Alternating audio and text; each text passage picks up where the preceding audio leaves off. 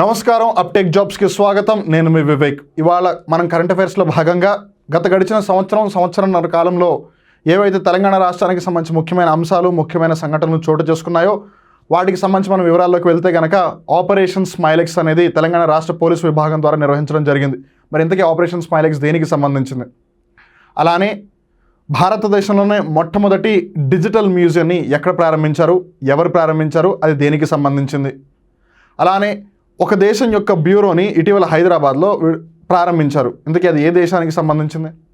అలానే మన తెలంగాణ రాష్ట్రానికి సంబంధించిన హైకోర్టు భవనం యొక్క నూతన భవనం ఏదైతే ఉందో, ఆల్రెడీ ఒకటి ఉంది హైకోర్టు మనకి మూసీ నది ఒడ్డున, కొత్త బిల్డింగ్ కట్టబోతున్నారు. దాని యొక్క శంకుస్థాపన ఎక్కడ చేశారు, ఎవరు చేశారు? ఇలా ఎన్నో అంశాలు టీఎస్పీఎస్సీ గ్రూప్ 1 ప్రిలిమ్స్ని దృష్టిలో పెట్టుకుంటే అడిగే అవకాశాలు ఉన్నాయి. కాబట్టి వాటి గురించి మనం ఈ వీడియోలో తెలుసుకోవడానికి ప్రయత్నం చేద్దాం. But before going in to the details, let me tell you one very important thing.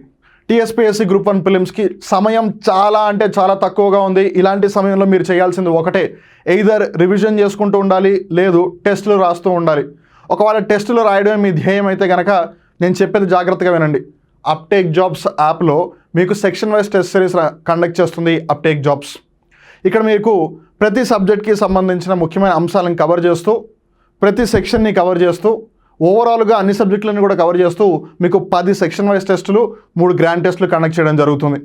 And the most important feature about all of this is దీనికి సంబంధించిన వీడియో ఎక్స్ప్లెనేషన్ కూడా మీకు అందించడం జరుగుతుంది.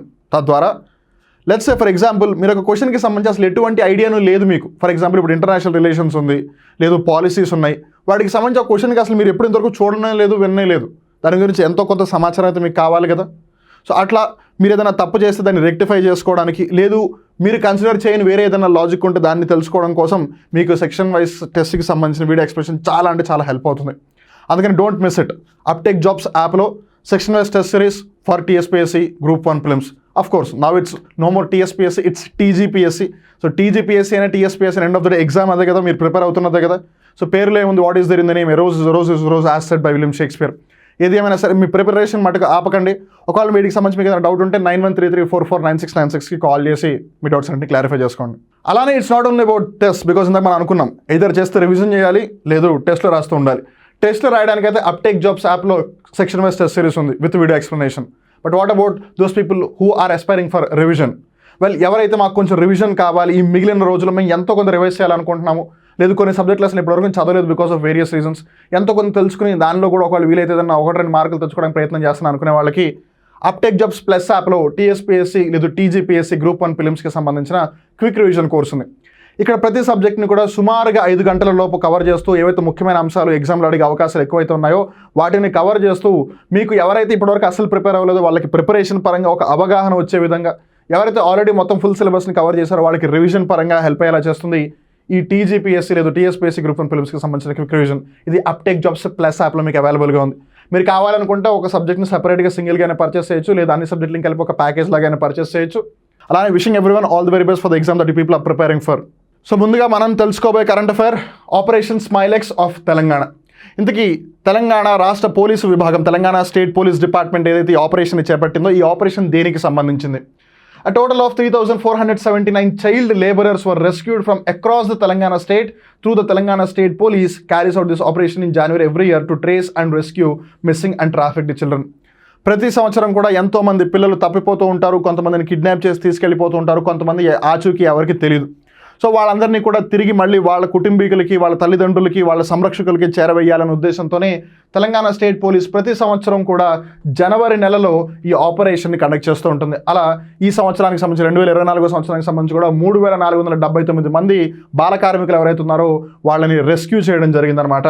The police worked in coordination with the Departments of Women Development, Child Welfare, Labor and Health, Child Welfare Committees, District Child Protection Units and NGOs to identify black spots where children were found in vulnerable conditions. ఇక్కడ మనం జాగ్రత్తగా గమనిస్తే black spots అంటే ఏంటి, identify చేయడానికి కొంచెం కష్టంగా ఉండి, ఎక్కడైతే ఎవరైనా కిడ్నాప్ చేయడానికి కానీ, లేదు వాళ్ళు తప్పిపోవడానికి కానీ కొంచెం ప్రమాదం పొంచి ఉండే ప్రాంతాలు ఏవైతే వాటిని బ్లాక్ స్పాట్స్ కింద పరిగణిస్తారు. సో వాటన్నిటికి సంబంధించి వాటిని ఐడెంటిఫై చేసి అలానే ఇంతమంది పిల్లల్ని వాళ్ళు రెస్క్యూ చేయడం జరిగింది. That is what operation Smile X is all about, which is conducted by or which is implemented by the Telangana state police. And తర్వాత అంశం వచ్చేసి జీవన్ దాన్. అన్ని దానాల కన్నా ముఖ్యమైన దానం నేత్రదానం అని అంటారు. నేత్రదానం ఒకవేళ ఇఫ్ ఇన్ కేస్ లేకపోయినా still end of the day person బ్రతకాలి అంటే ఏదో ఒక బాడీలో ఆర్గన్ చాలా చాలా ఇంపార్టెంట్. అందుకని జీవన్ దానం అని అంటారు. సో ఇక్కడ మనం జాగ్రత్తగా గమనిస్తే తెలంగాణ రాష్ట్రం గత గడిచిన సంవత్సరంలో 2023వ సంవత్సరంలో హైయెస్ట్ నెంబర్ ఆఫ్ ఆర్గన్ డొనేషన్స్లో ఆల్మోస్ట్ టాప్లో ఉందన్నమాట. ఒక 2023 సంవత్సరం జనవరి నుంచి డిసెంబర్ వరకు మనం కన్సిడర్ చేస్తే కనుక తెలంగాణ తన యొక్క సొంత రికార్డ్ని తనే తిరగరాసుకుంది with 728 organs which have been retrieved from 200 deceased brain dead. So ఇక్కడ మనం జాగ్రత్తగా గమనిస్తే 728 అవయవ దానాలు జరిగాయంట. సో ఇండైరెక్ట్గా మనం 728 మంది ప్రాణాలు కాపాడగలిగాం. So all credit goes to the Telangana administration and the health department as well who had done that and whomsoever the people who are involved in it. This achievement signifies a crucial step forward in saving lives and addressing the critical organ shortage in the country. మన భారతదేశంలో వివిధ అవయవాలు కావాల్సిన వాళ్ళు చాలామంది ఉన్నారు. కొంతమందికి కళ్ళు కావాలి, కొంతమందికి గుండె కావాలి, కొంతమందికి కిడ్నీ కావాలి, కొంతమందికి లంగ్ కావాలి, కొంతమందికి లివర్ కావాలి, కొంతమందికి స్కిన్ కావాలి, కొంతమందికి హెయిర్ కావాలి, కొంతమందికి ఇంకోటి ఏదో కావాలి. మన ఇండియాలో ఈ ఆర్గన్ షార్టేజ్ చాలా ఎక్కువగా ఉంది. మనలో అందరికీ ఈ అవయవ దానానికి సంబంధించిన అవగాహన మరింతగా పెరగాలి. మనం ఎట్లాగో చనిపోయిన తర్వాత మన వల్ల ఎవరికి లాభం లేదు. అట్లీస్ట్ మన బాడీలో ఏవైతే ఆర్గన్స్ని వేరే వాళ్ళకి ఇవ్వగలరో అట్లీస్ట్ అవి ఇస్తే తద్వారా మనం చనిపోతూ అక్కడ ప్రాణాన్ని నిలబెట్టిన వాళ్ళం అవుతాం. సో అందుకని we all need to consider this and we really wish తెలంగాణలో ఈ నెంబర్ 2024 సంవత్సరానికి సంబంధించి ఇంకా మరింతగా పెరిగి తెలంగాణ తన యొక్క చరిత్రని తిరగరాయాలని భావిద్దాం. And it's not only with respect to Telangana, ప్రతి రాష్ట్రం కూడా ఇలానే ముందడుగు వేస్తూ అవగాహన పెంచుకుంటూ అవయవ దానాన్ని, జీవన దానాన్ని ఇంకా పెంపొందించాలని మరింతగా మనం మనస్ఫూర్తిగా కోరుకుందాం. ఇప్పుడు మనం తెలుసుకోబోయేది మన భారతదేశంలోనే మొట్టమొదటి డిజిటల్ నేషనల్ మ్యూజియం అనమాట. ఇంతకీ దీన్ని ప్రారంభించింది ఎవరు అని అంటే జి కిషన్ రెడ్డి గారు. ఎక్కడ ప్రారంభించారు అంటే హైదరాబాద్లోని సాలార్జంగ్ మ్యూజియం, సాలార్జంగ్ సంగ్రహాలయం ఏదైతే ఉందో అక్కడ ప్రారంభించడం జరిగింది. ఇంతకీ ఇది ఏ విధమైన డిజిటల్ మ్యూజియం అని అంటే it is countries first digital national museum of epigraphy. Epigraphy అంటే ఏంటి? ఏవైతే ఇన్స్క్రిప్షన్స్ ఉంటాయో, శిలాపలకాలు ఏవైతే ఉంటాయో వాటిని స్టడీ చేసి వాటిని ఇంటర్ప్రెట్ చేయడం అనమాట. సో అలా డిజిటల్గా ఉన్న ఫస్ట్ మ్యూజియం ఇది కంట్రీలో, the nationals museum of epigraphy. దీన్ని ఆర్కియాలజికల్ సర్వే ఆఫ్ ఇండియా వాళ్ళు ఎస్టాబ్లిష్ చేస్తున్నారు. And about 1 lakh ancient inscriptions of various languages and periods of time will be placed in it. తద్వారా బేసిక్గా అప్పట్లో శిలాపలకాలు ఏ విధంగా ఉండేవి, ఇన్స్క్రిప్షన్స్ ఏ విధంగా ఉండేవి, వాళ్ళు ఏమని పేర్కొంటూ ఉన్నారు, అలానే వాళ్ళు ఏ భాషలో రాసి ఉండొచ్చు, వాటి అంశాలన్నీ కూడా తెలుసుకోవడానికి మనకు అవకాశం ఉంది. Because look at the number, 1,00,000. It's not a small thing. So we can clearly say as of now maybe digital museum పరంగా ఇది పెద్దది అయి ఉండొచ్చు because it's the first. Maybe ఫ్యూచర్లో ఇంకోటి వచ్చేందుకు this will be the largest as well along with being the first. అలానే మన తెలంగాణ రాష్ట్రంలో ఒక దేశానికి సంబంధించిన బ్యూరో ఆఫీస్ ఎస్టాబ్లిష్ చేయడం జరిగింది. ఇంతకీ ఏ దేశానికి సంబంధించిన బ్యూరో ఆఫీస్ అని మనం జాగ్రత్తగా గమనిస్తే ఫ్రాన్స్ దేశానికి సంబంధించి bureau de France inaugurated in Telangana. ఇండియాకి ఫ్రెంచ్ యొక్క అంబాసిడర్ ఎవరైతే ఉన్నారో థీరీ మ్యాతో ఆయన హైదరాబాద్లో బ్యూరీ డి ఫ్రాన్స్ని ప్రారంభించడం జరిగింది. ఎందుకు అంటే to enhance the cooperation between France and Telangana.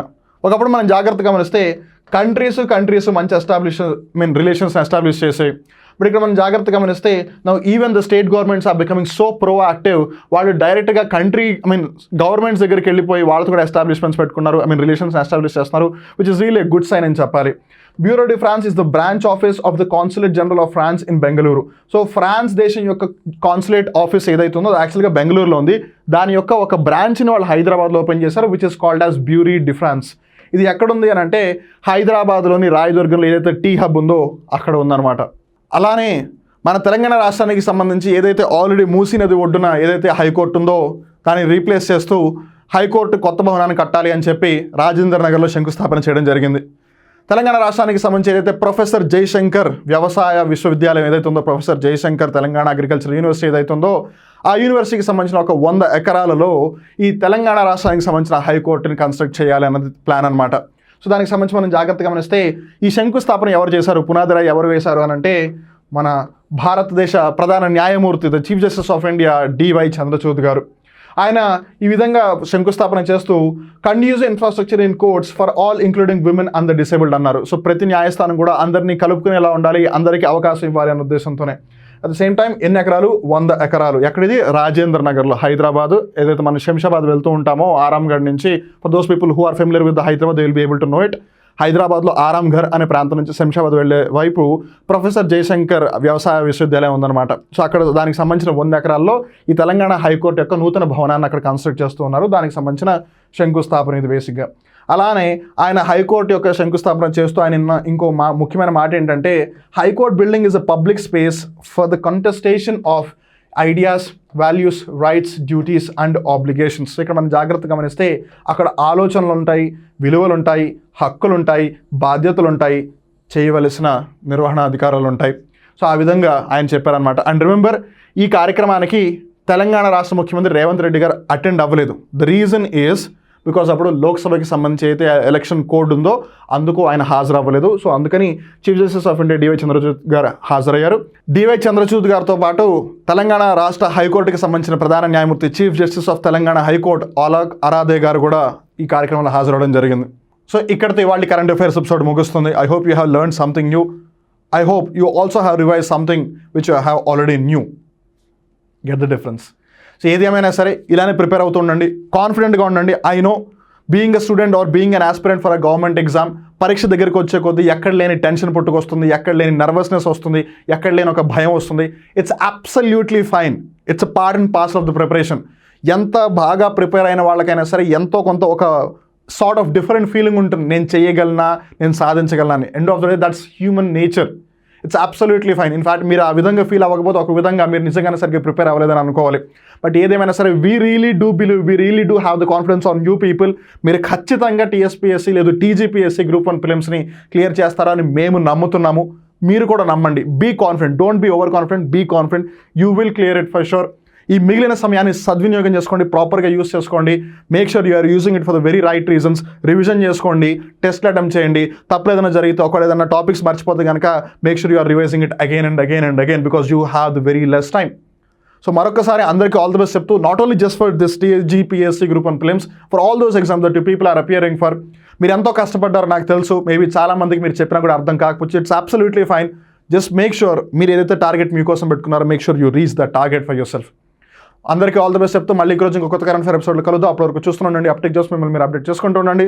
నేను మీ వివేక్. నమస్కారం.